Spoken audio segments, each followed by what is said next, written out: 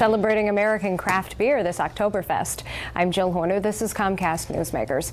With me this hour is Rosemarie Certo. She is president of Dock Street Brewery. Thanks so much for being with us. It's a pleasure to be here. Talk to us about the idea of Oktoberfest. It started in Germany, but it's spread throughout the world.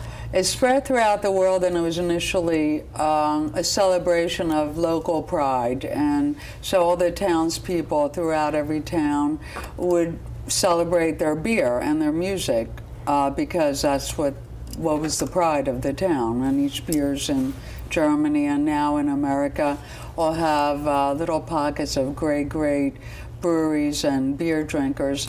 So Oktoberfest has now, as you say, become worldwide celebration of beer. And usually beer and music sometimes go hand in hand. I know they do for Dock Street.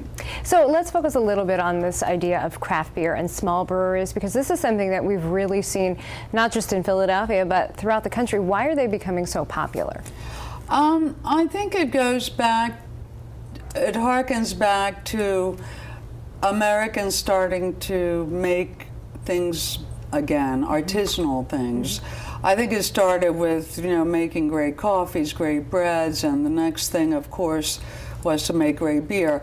I know when we started home brewing was because we couldn't understand the idea of why, if we wanted a good beer, why we had to buy an imported beer. Why couldn't Americans make great beer?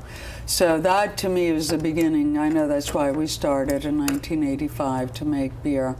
And I think that taking that further out to today, I think there's a whole movement of artisanal, handcrafted, high-end quality items where you're not consuming a lot, but you're consuming better. You're consuming less, but just better.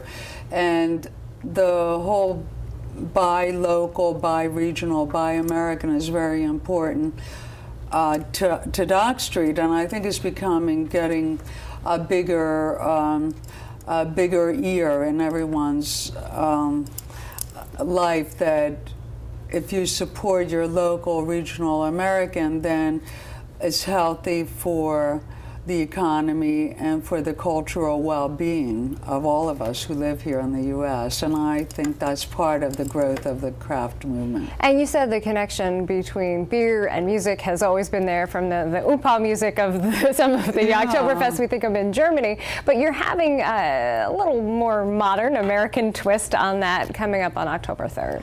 Yeah, I think because Dock Street is a very non-mainstream beer. So, and we're in a neighborhood that is also very non-mainstream. West Philadelphia is very eclectic, wonderful neighborhood, and Dock Street is anchored at the bottom of the community at the end of University City District.